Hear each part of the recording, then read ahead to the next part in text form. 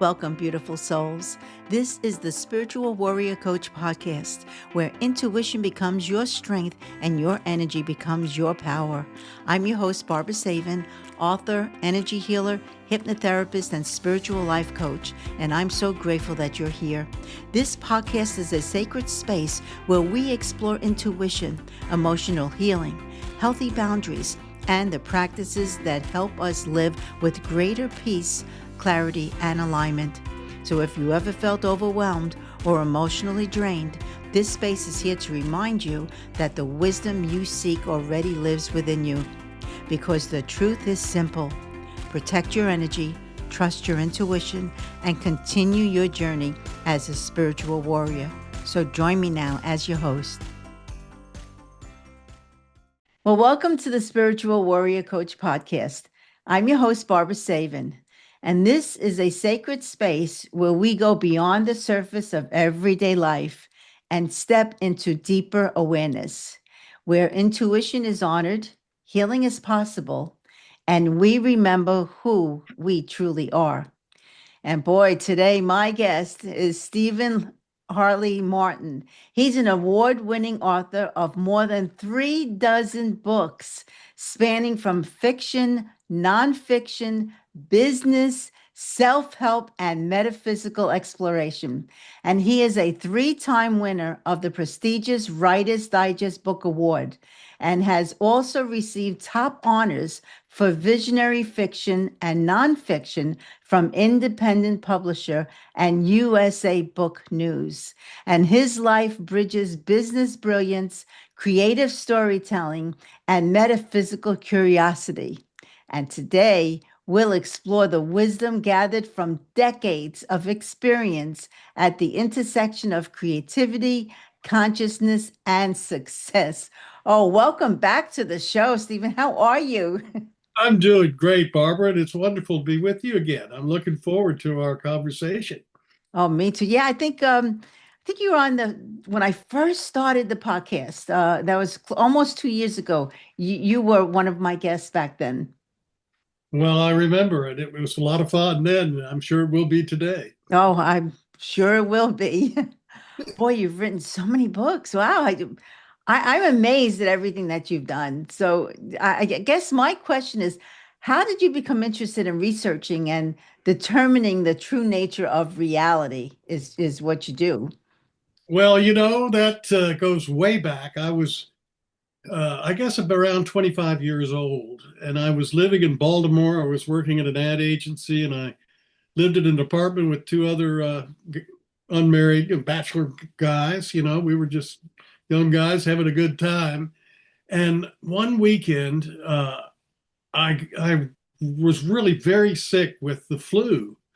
I remember our apartment had 2 floors. It was an old townhouse, in an old townhouse there in a interesting part of Baltimore that was probably dated back to the 19th century. But I was upstairs in one of the bedrooms, really feeling very sick, trying to read, and this is the ironic thing. I was trying to read Metamorphosis by, which is the book about turning into an insect, a cockroach or something. The Metamorphosis, and I heard people coming in downstairs, and I guess my roommates had found some people, and they decided they were having a party down there, and I was really feeling pretty awful. But I decided to I'll get up and I'll go down there, and I'll probably feel a whole lot better, and maybe I'll just get over this flu. And so I did. I got up, put on some clothes, went downstairs, and I kind of did some things I shouldn't do. I had some whiskey to drink. Somebody was passing around this funny cigarette, and I took a few puffs off of it. And pretty soon, I just felt like I couldn't stand up. It was like I got back upstairs. I almost walked on my knees, knee walked up there, but I finally got back up to my bedroom. I flopped down in the bed, and it was like it was spinning around like I was on a helicopter blade or something, and it was just going crazy. And suddenly, it was like I popped out of my body, and was up near the ceiling. I could see the cracks in the ceiling, and I looked down, and there was my body looking like roadkill on the bed. Okay. And I have to tell you, Barbara, I grew up in a pretty secular family and in school, I learned in science, that nothing exists except material substance. Scientific materialism was what I was taught. And that's what I thought. I thought it was my body, and all that goes with that idea. When I looked down and I saw my body on the bed, it struck me that I'm not my body. I'm looking at it. I can't be my body. I'm not my body. And it occurred to me that I'm my consciousness. I'm Oh, not my body. And this out of body experience didn't last really very long. I didn't do the whole 9 yards, where you go through the tunnel and you have the life review and all that stuff. It it didn't last very long. Somehow I went back into my body. The next thing I knew, it was the next morning. But I vividly remembered what had happened. And I decided then I needed to find out what life was all about. And, it was a big thing to realize that I'm not my body, I'm my consciousness. One of the things I did is I joined the Rosicrucian Society. I don't know if you know what that is, but it's a group of people who study metaphysical laws. Supposedly they've been around for centuries, and I studied and I went from what they call novice to adept. And frankly, Barbara, they really do know what's going on. But I wanted to find out from other sources as well, and I've been working at it ever since. I had my own what's now called a podcast for 3 years in the early 2000s, where I interviewed over 100 people studying what about consciousness, quantum physics, uh, near-death survivors, children's memories of past lives, all that sort of thing. So yeah, I've been at it for a long time, and I've written a number of books about it, and it's fascinating, and really have decided that one of my missions in life is to try to get the word out that scientific materialism is it's done a lot of good for us in terms of the science that it's developed because of it, but it isn't really the truth. Uh, we're not biological machines. We're spirits having a temporary physical experience, and there's a lot that goes along with that, which I'm sure you know. yeah. I always say we're human beings, but we are spiritual souls in this physical body. Correct. Absolutely. I kind of think of it as that we're sort of like back in the old days when people went deep sea driving, they wore diving suits, and I kind of think as of our human body as like a diving suit that allows us to operate in this particular reality, space and time reality. But we're not the diving suit. We're Mhm. the spirit that's occupying It's it occupying it. temporarily. Yeah, and when the time comes for us to pass on, we just drop it and we go on to another reality. Do you think the soul when we come back here, it has X amount of years, and then it knows when it's time for us to leave? I think there's a plan that we agree to before we come. We don't remember because if we Hmm. go through the veil of forgetting, let's say, because if we remembered everything, why we were here and all the previous lives we've had, it'd be sort of like cheating on the test. Hmm. We have to experience each life anew, and make decisions and learn. And I think we really are here to learn. But as far as how long we're going to be here, I think we. So I think sometimes it gets short circuited.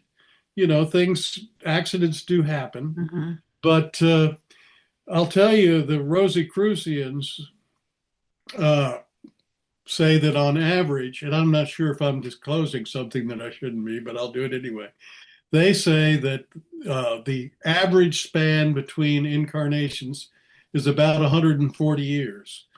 Oh, So if you live 70 years, you're going to spend 70 years on the other side. If you live 20 years, you're going to live, 120 years on the other side. Or if you live to 120, you're going to only spend 20. But I think that's probably right on average. But one of the things I learned from interviewing and visiting the Division of Perceptual Studies at the University of Virginia, where they have been studying children's memories of past lives for about 60 years, and they've investigated something like over 2,500 cases, and they say that they have what they call solved about 1,700 of those cases. In other words, they found the person who fit the description the child was talking about, who they were in the past life.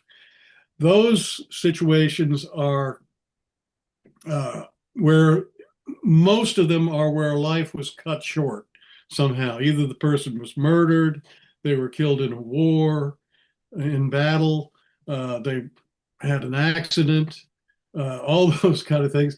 And the time between uh, the end of the previous life and the birth of the child who had some memories is on average only 15 months.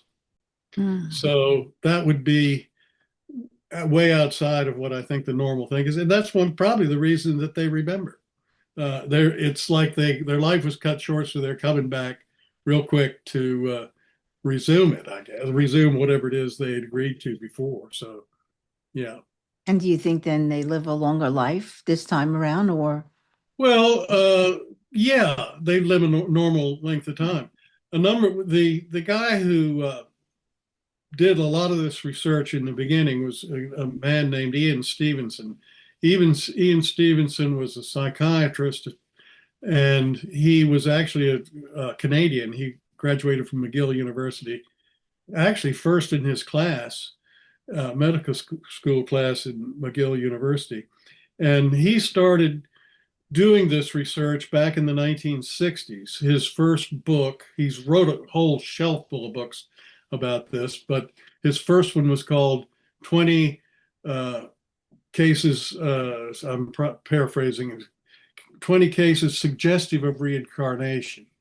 And a number of the children that he investigated were from the East, because it was India, Thailand, and Burma, because over there, of course, reincarnation is taken for granted. So if a child starts talking about who he was in a past life, the parents don't immediately say you must be dreaming, they may take it seriously. So he interviewed a number of children over there, and a lot of those, several of those that he interviewed had been Japanese soldiers who were killed in World War II and came back quickly, because he was doing this in the 1960s.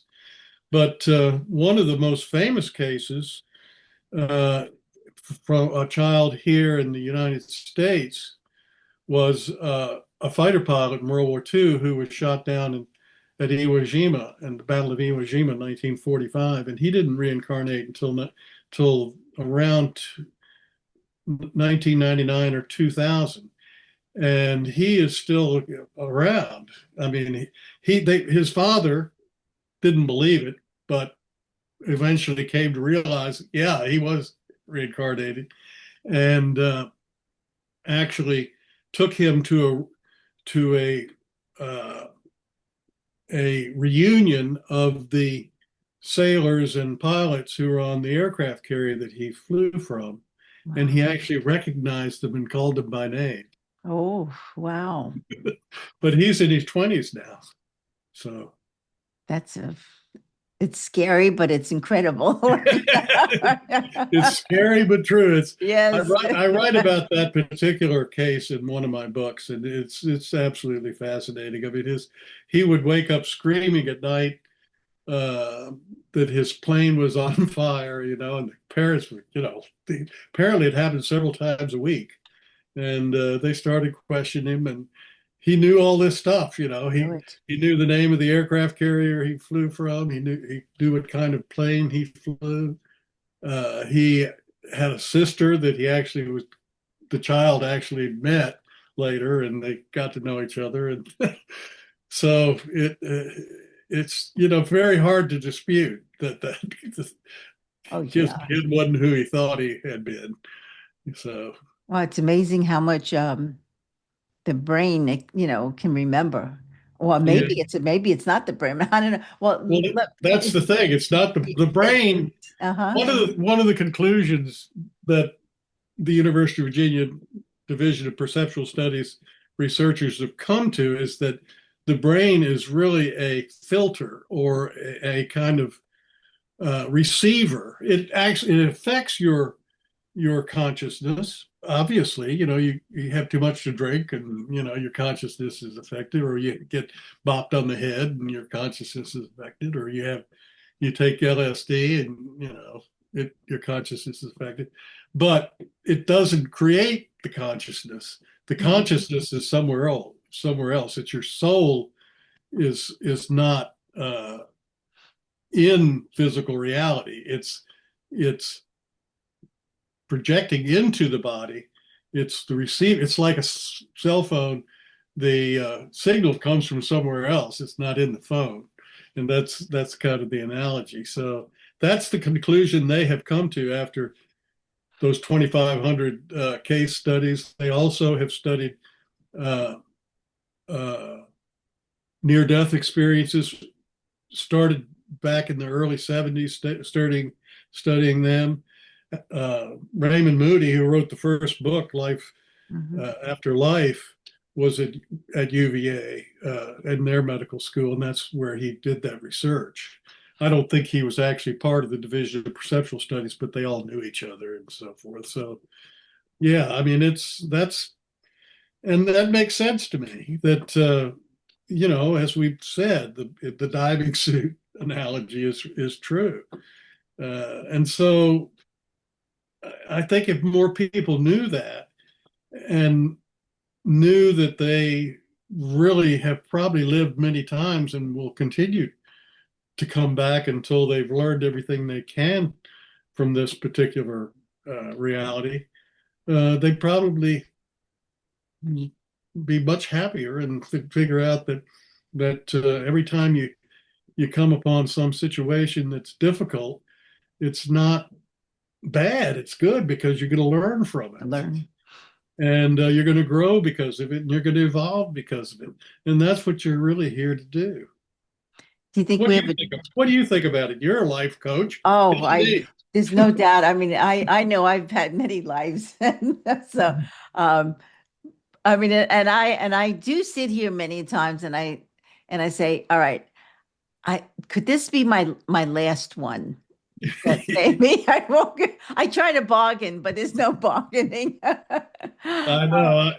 I do the same thing, and Uh-huh. it would be great if it's the last one, but I don't think it is. I think I got some more stuff to learn.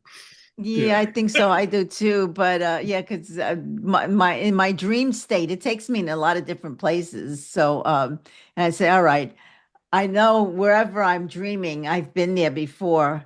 And s- and sometimes the dreams are scary, but then they're very I just know that I've been there. It's hard to explain. You just know without knowing how you know that's where it was. But yeah, I think I know I've been like killed as a healer in other lifetimes. And Mhm. this lifetime was the first one that I've actually said, this is what I do. And I wasn't afraid. I was afraid for the first maybe 35, 40 years of my life.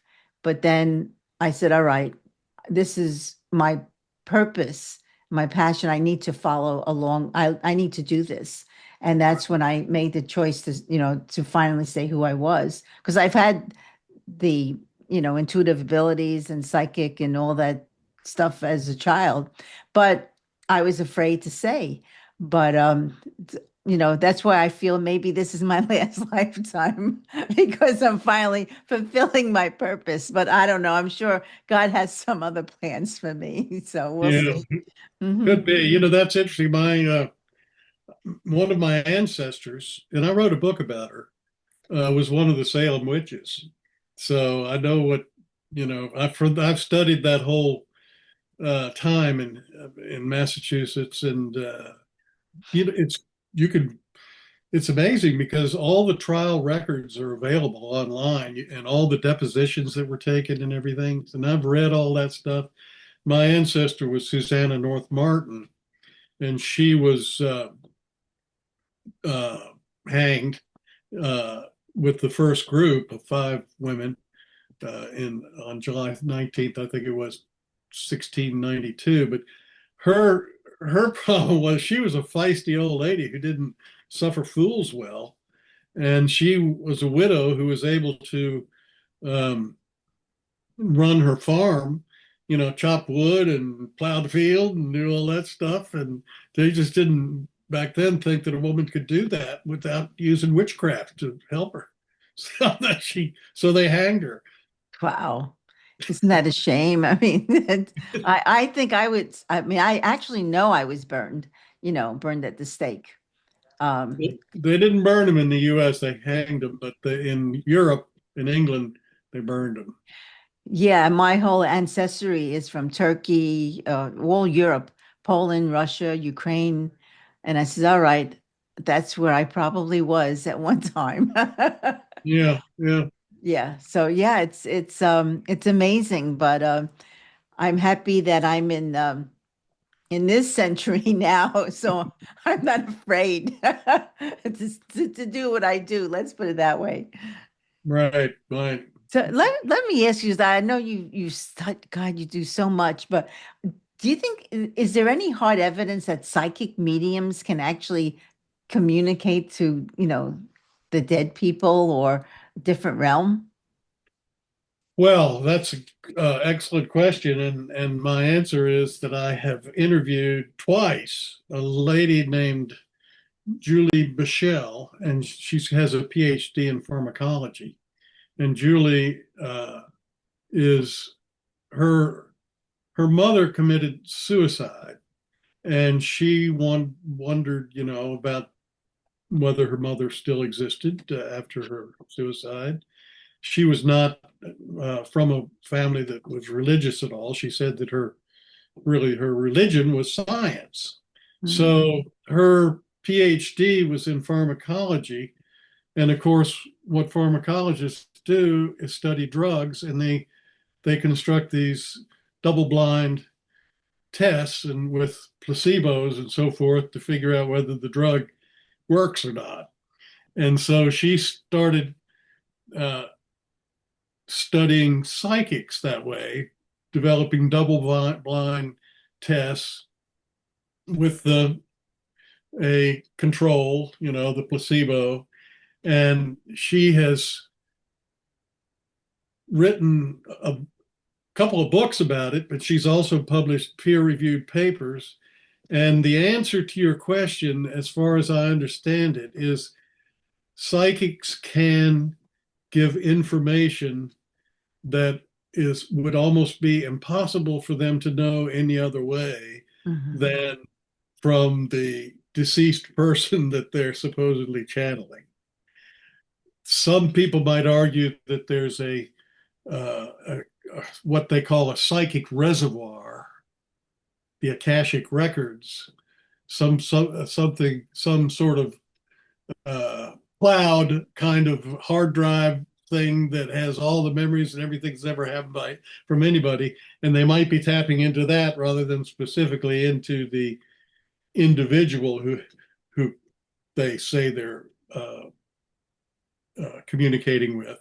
But the psychics say when they when they're doing it, and these are psychics that have been checked out by Julie, who say are giving accurate information, that they can feel that they are communicating with an individual, that it's like they're talking to, like you and I are talking now.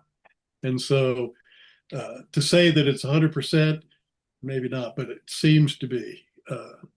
It's definitely been documented by her that it's possible for them to do what they say they can do as far as giving you the information. Because there's things that people couldn't know any other way. So, I know I was doing a session on someone, energy healing, and I kept on smelling chocolate chip cookies. And I know no one was making chocolate chip cookies in the room. And so afterwards, the gal looked at me and she says, my grandma was in the room. And I said to her, who makes chocolate, who, used to bake chocolate chip cookies? And it was her grandma. And so her grandma came in the room. I couldn't understand the name, but all of a sudden there was that aroma of chocolate chip cookies. And I didn't feel the grandma. She only gave me the smell of the cookies. And it sometimes I'm amazed how they step in. So well, it's, yeah, I can't that's explain what it. Julie found out, that is, things like that are how they Mhm. communicate, and they do seem to know. One of the things when she's setting up one of these tests or these experiments is the loved one has to invite uh, the person that they want to communicate with and tell them what it is and all that, and it happens. So I mean, they're and things like the chocolate. One of the ones an example she gave is that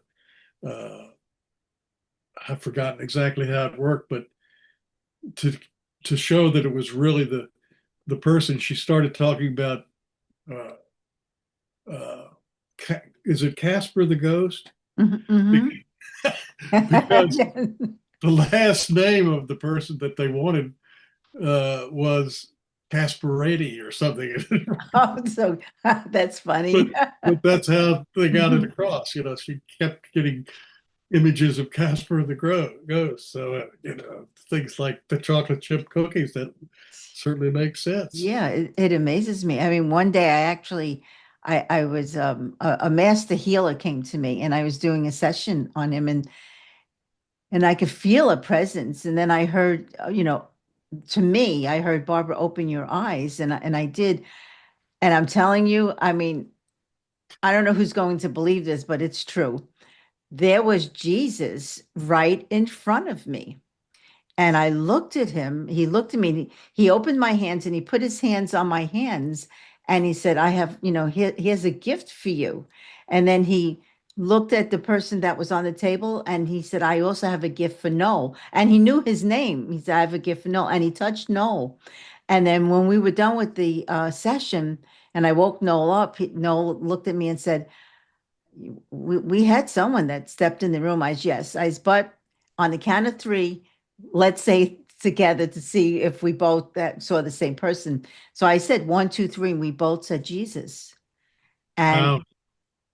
that was the only time that I've seen that, but it was so powerful, very strong.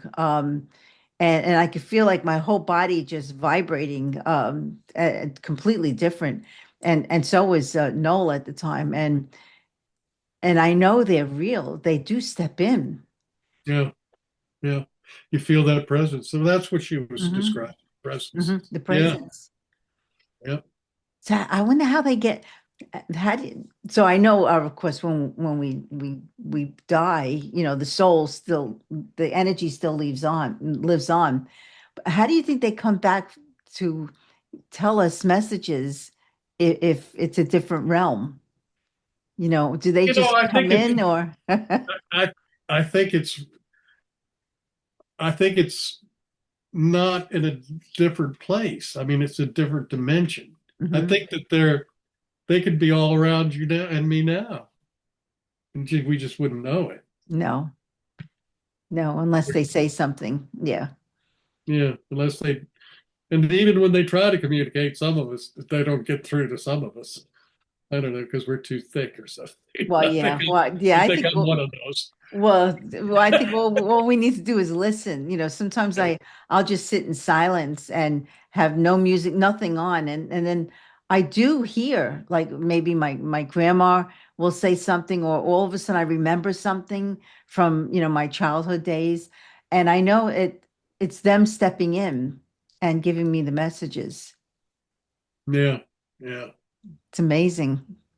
And it's nothing to be afraid of, that's for sure. But No, no, they're not going to hurt you. There's no, no, I couldn't no. if they wanted to, I don't think. So, So, oh, I know it's well, but a few weeks ago I went to somebody's home to clear it because she had a lot of activity, and the three spirits that were there were causing a lot of havoc in that house. I wonder why that happens. poltergeist kind of thing. Yeah. Yeah, noisy ghosts. I don't know. I have a story. Let me tell you this one. My first wife was French, and we had a house in France. We used to go. She would spend the summer there, and I'd come over for a few weeks. And some good friends that we had the gentleman, the husband, had inherited this big house. They called it a chateau, but it's really a big house in Lorraine. And they lived in Paris, but they decided they would use it as a weekend vacation house. And so they went up there a lot, and they were renovating it. And this old house had not, this was in the 1980s, about 1985 or so. And that house had not been lived in since probably World War II. Oh, And so, it'd been vacant for 40 years. So it needed a lot of renovation. But they'd go up there and make sure that the workers were doing, what they wanted. And they'd tell them, put a light here, or blah, blah, blah. And at night, when they went to bed, they would, as they were drifting off to sleep, both of them thought they would hear somebody screaming for help. And, or if they woke up, Henry was the name of the man. And when Henri woke up in the middle of the night, he would hear somebody screaming for help. So finally, this went on for days, and he decided he's trying to figure out what that was about and where it was coming from. So he went down into the basement, I guess, kind of like a wine cellar, and he looked around. He noticed that there was a wall that was looked a little bit newer than the others, or different. So the workmen were there, so he got them to come down and tear down the wall. There was a skeleton behind the wall. oh, wow. And so they took the skeleton out, and they gave it a Christian burial, and they never heard the night noises again. And That's Henri told me that he told me this story, and he said that he believed that the guy must have been bopped on the head, bricked up behind this wall, and died there, but didn't and came to, and then screamed for help, and wow. died there, and didn't know that he had died. He didn't know he was dead Wow. until they tore down the wall and got him out of there and buried him. But after that, they didn't, that was the end of it. They didn't hear any more noise or And screams. Wow. it was more like psychic screams. It wasn't a real sound. I mean, it was in their heads, you Well, know. yeah, that's what usually it comes to in your head. Or I know some of them, like in the house I was, the spirits actually turned the lights on, the TV on. They actually did a lot of that to spook these people, and I felt so bad for her because it was a lot of activity. Well, how did you get rid of them? We put prayers. I also brought holy water and some salt and some crystals, and told them they needed to go. They were there from many, many, many years, like in the 50s. I could feel it was very old, and they probably didn't know that they had passed on. And 8 hours later, everyone left. And so I've been asking her every day, how's it feeling? And she said there's nothing, but it took a while. The prayers did work, and I asked my angels and archangels and God to take them all to the light because they have other relatives they need to um, be with, not this household. But it did take a while, and I was like this about it. I said, all right, I know I'm protected. I know that I know they will go to the light. I had to tell myself a little constantly that they will leave, and they finally did. But they caused um a little havoc. Well, apparently it's not unusual for people to die and not realize they're dead. Mhm. And I don't, are you familiar with the Monroe Institute, which No, but is, I've heard of it. yeah, by Robert Monroe? Robert Monroe was a network radio executive, but he was experimenting with sound learning things, like in your sleep. And he ended somehow, rather, when he was experimenting with that, he somehow left his body, and he said, we were shocked. He thought he was dying or something. But this sound technique that he developed called hemisync apparently Mhm. is what caused it. And he founded this Monroe Institute, and you can go up there for a few days or a weekend or whatever, and actually, experience that and leave your body. And, that's what you do there. So there are people that he recruited. One of my friends who's been up there and done that actually go out, particularly when there's a big disaster like 9/11 or the Oklahoma bombing or something, where they will go and leave their bodies and go help those who are killed transition from this realm close to physical reality, and talk to them, tell them they're dead and they need to go to the light and help them with that. And this friend of mine said that on one of his trips doing that, he came across a sailor who had been shipwrecked. His ship had been sunk in the Irish Sea in like 18 something, and had been clinging to a raft for all that time, for Wow. over 100 years, 150 years, because time doesn't exist in that realm, I guess. Just like the guy behind the wall in Henri's house. And he talked to this guy and explained to him that he was dead and that he needed to go to the light, and he was able to free him and have him go to the light. So I mean, I guess that's what happens, like maybe these people in that house that you helped clear didn't know they were dead. They thought it was their house and want to get those other people out of there. Well, and the thing is that she bought the house a year and a half ago, and prior to that, people also there was a couple that bought the house and only lived there just not even a year and decided to get out of there. So they must have scared them so that they left the house, and then she bought the house not knowing that it was haunted. And yeah, there was a lot of activity. So, but now I said to her, now you don't have to worry. I do text her just to see how's it going, and everything's fine. All the rooms are fine. Outside, we also go to the backyard, the garage, or everywhere in all the, closets, the attic, just to make sure that no one is left behind. Let's put it that way. Yeah, that's wild. That's wild. Yeah, it is. It is. But it's very interesting. That I have to say. It can be very interesting. As long as they don't touch me, I'm okay. Yeah.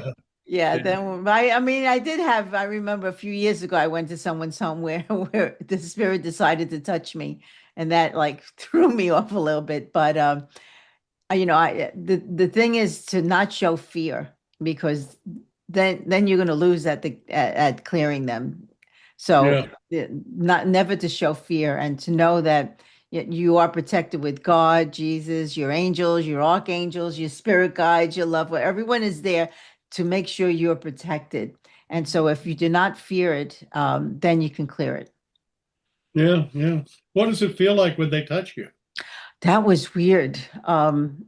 It was like I mean, I know if there's a spirit in the room because I could feel like a real cold next to me. But when they touch, it's like it's like a touch, or like uh, actually this one did like that to me. It pushed me.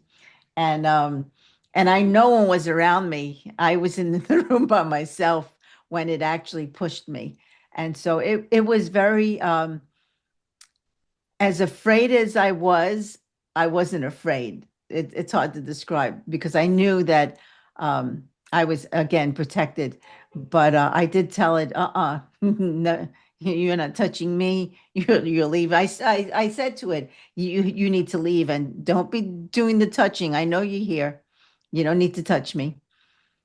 So Hmm. yeah, it was very interesting. Actually, it happened when oh, this was a while ago when I went to New Orleans, and that place is I would say that's probably loaded with them. yeah, that's loaded with spirits. Yeah, Yeah. definitely. But so let me. Why do you think I mean, I believe in life after death and reincarnation, but a lot of people don't. Why do you think a lot of people just, say no, there's no way that, I lived at a different time? Well, I think it's because what we're taught in school. I mean, the dominant uh, science since, well, probably the middle of the 19th century has been scientific materialism. And the basic tenet of scientific materialism is that nothing exists except material substance. And if that's so, which it's not, Yeah. but if that's so, that means that you could not have had uh, consciousness or anything else until evolution produced a brain, and and that the brain creates awareness, consciousness, and contains all your memories and everything. And so, what if you are a real believer in scientific materialism, which, by the way, uh, a survey was done in 2020 of scientists, and only about 50% of scientific materialists actually believe that is Mm. true. And the others either aren't sure or don't think it's true, but they go along with it Hmm. because they're going to be ostracized if they don't. And besides, it has produced a lot of good stuff. But anyway, if it's true, that means that we are meat robots. We are we are we are machines that are made out of meat.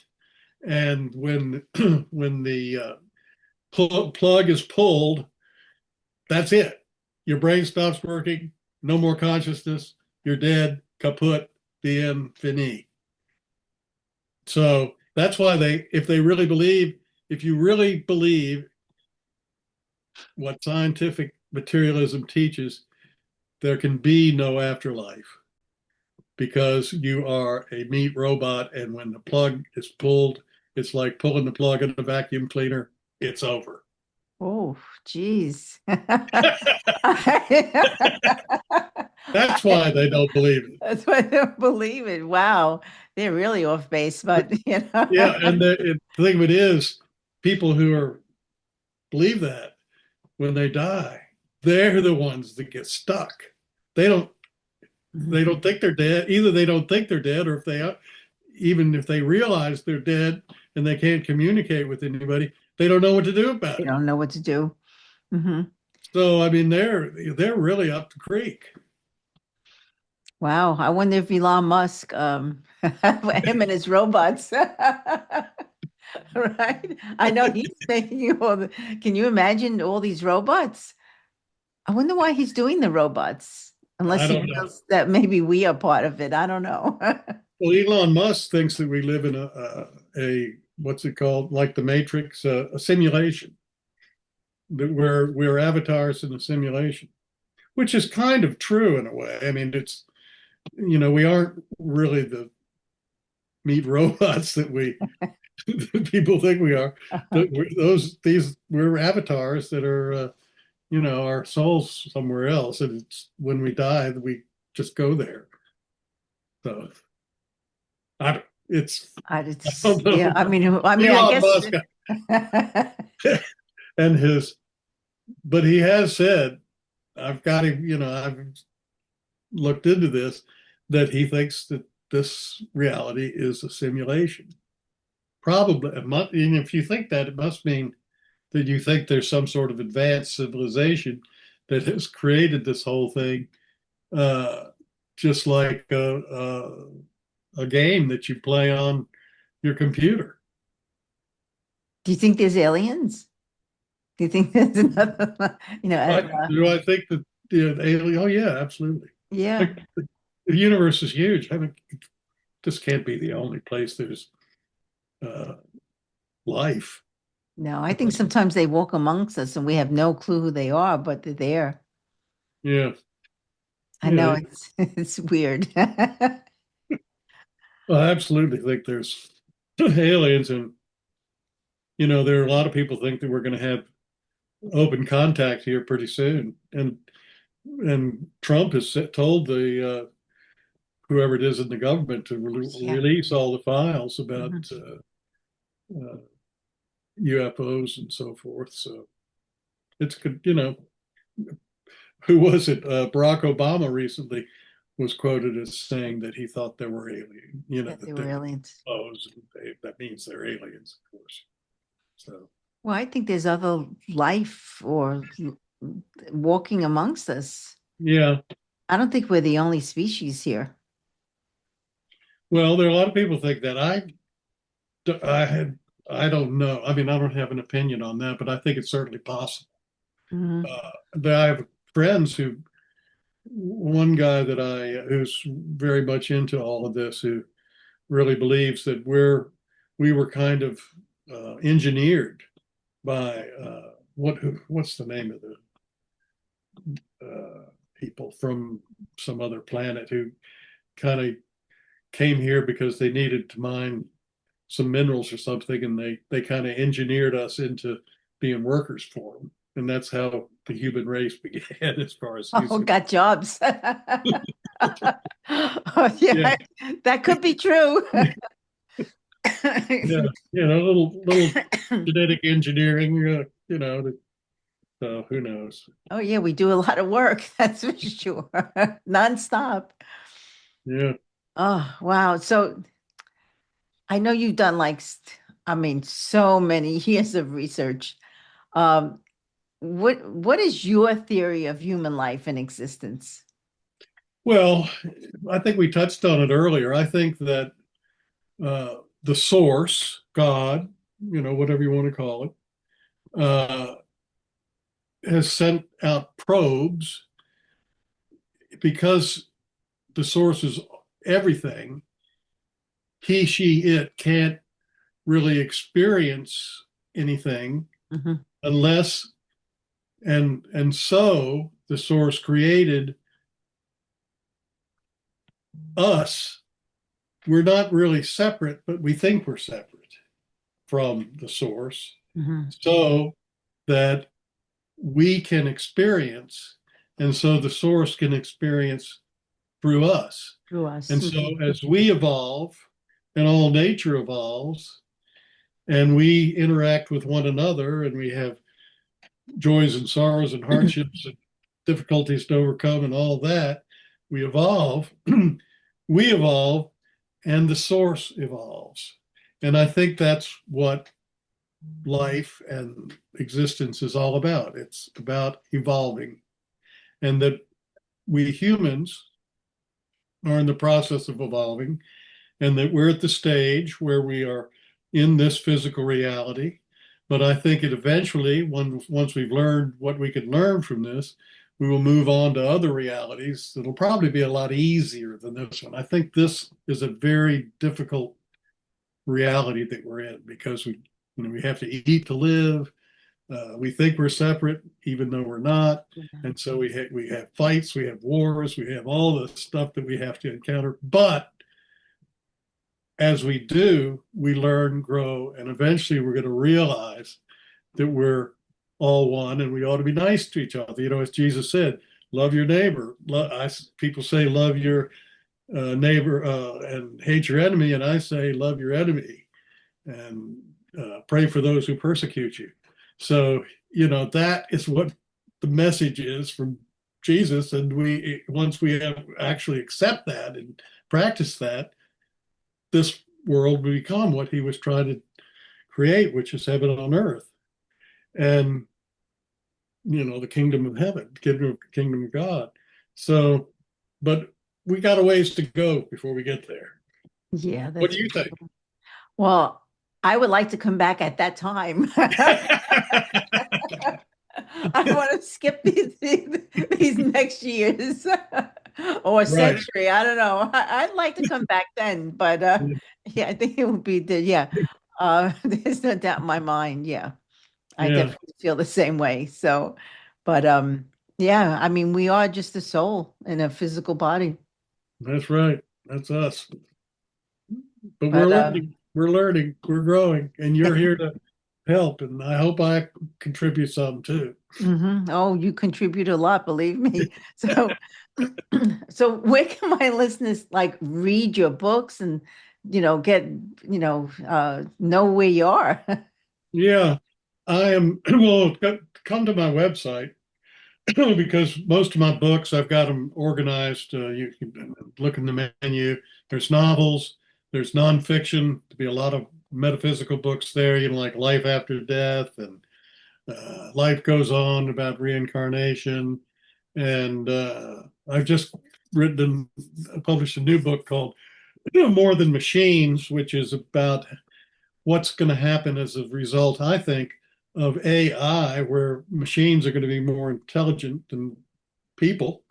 And so, what are we going to do? We're going to have to realize that we're not here to make money. We're here to enjoy, you know, physical stuff. We're here to learn. Uh, my website is shmartin, shmartin.com.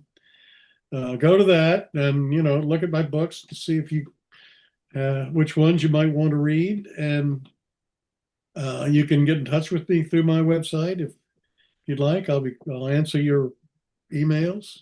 So shmartin.com, and read some of my books. I've got some right on my homepage that are the most popular ones. My husband read some of your books. Oh, good. Yes, he has. Yeah. And I need to do that too. Actually, thank you for sending me the new one. And I love the cover. Oh, thank you. Yeah. Yes, it's half, person, half Half robot. machine. Yeah. Yes, Half AI machine. machine. Yeah. Uh-huh. It's amazing what AI can do. I've started using it for research. Just it is mind blowing how quickly. If I can upload one of my a PDF of one of my books to AI and ask it to summarize the book, and in seconds it will do it, Seconds. and it'll be totally accurate. It's amazing. I know, actually, I had blood work done and everything was fine. And I figured I'm going to just throw it into AI and see what it says. I was amazed. It said, oh, everything is beautiful. It's normal. You're looking good. I mean, it gave me suggestions, to keep it up. And I said, wow, this is better than what the doctor told me. It's amazing. It is. It absolutely is. No question.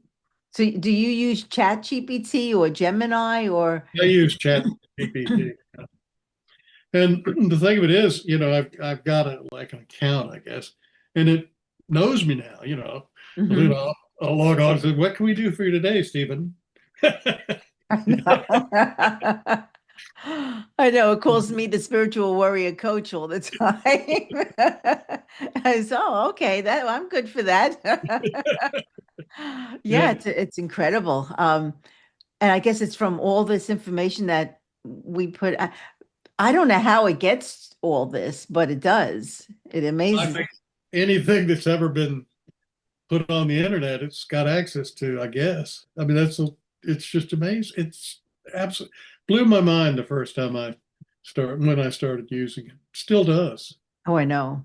And I'm amazed at when I put, again, put my blood work or anything, the story it tells me. And I say, wow, this is like, it's my own doctor. Yeah. My Yeah. latest book, I uploaded it just to make sure, have it check it over, make sure I didn't say anything that wasn't, true, or, there was, because a lot of it is about AI. So, Oh, that's interesting. So what did it say? AI helped me write about AI. I mean, Yeah. AI it will never be conscious. People think it's going to become conscious, like HAL and that computer, 2001 Space Odyssey, and take over the world. If it may take over the world, but it's never going to be conscious. It's impossible. No, there's no way. I mean, because it doesn't have a soul. That's exactly right. Exactly. But I mean, it chats back to us Oh, as it can carry on a conversation, yes, that it does. and it can pass exams. Like you could probably give it the bar exam, it would pass it. So Oh, I'm sure it would. yeah, Maybe I'll put my book in and just yeah. see what it says. Upload your book and say, what do you think about this? And it'll come back with a lot of information. I'm telling I never thought of doing anything like that. That's you. interesting. Well, thank you. Again, Yeah, where can my listeners get a hold of you? shmartin.com, shmartin.com. I Oh, hope they will. I'm sure they will. My husband, I think, is going to reach out to you because he's very much into life after death, and Yeah, he's been reading all these books on heaven um and I said to him, "Gee, do you think you're going somewhere right now that you're reading all these books?" But he should read. I've got one out called a new theory of uh, human life and existence, and in it I do some comparisons between what different people have said about heaven, and basically where I come out from all of that is that you're going to go, each one of us is going to go to a place where we feel comfortable, mhm. where we're around other people like us with our same values and so forth. And and that's what heaven is. Now, if you're a bad person and you are, really a scumbag, you're going to be around other scumbags. That doesn't mean you're in hell. You actually feel comfortable there because that's what you are. You are. Like I'm a Rosicrucian, and I've done all that studying, as I mentioned earlier. And one of the first uh, basic rule of metaphysics is like attracts like. And that's what happens when you go to heaven. You like attracts like, you're going to be around other people like you. So you should be pretty happy. Oh, that's good to know. I won't be afraid there, that's for sure, to say who I am. Because That's everyone right. will be the same. It'll be ideal. You can exchange, information about how everything, you did and what Yeah. learned from others. And I'll have them do healing on me. Yeah, yeah. That's great. Well, yeah, I know he has your books because I've seen them. So I don't know which one he does, but I think he has like two or three of them. Good. Um, yeah, and I'm going to show him the one that you sent me. So I appreciate it. And again, thank you for sharing. By my God, your years of research, your curiosity, your willingness to explore questions that many people actually are afraid to ask. And conversations like this invite us to stretch our thinking, to open our minds, and perhaps most importantly, to listen a little more closely to the mystery of life itself. So, what I find beautiful is this: whether someone approaches these topics scientifically, spiritually, or you're skeptical, The deeper question is always the same. Who are we really? And what is this experience of being human? So, for everyone listening today, you don't have, we don't have all the answers. You don't have to agree fully or understand all of this, but stay curious, to everything. Listen to your intuition, see and feel what resonates with your heart. And to all my spiritual warriors, thank you for joining us today. And again, have a beautiful week filled with love and with light. Love, Barbara.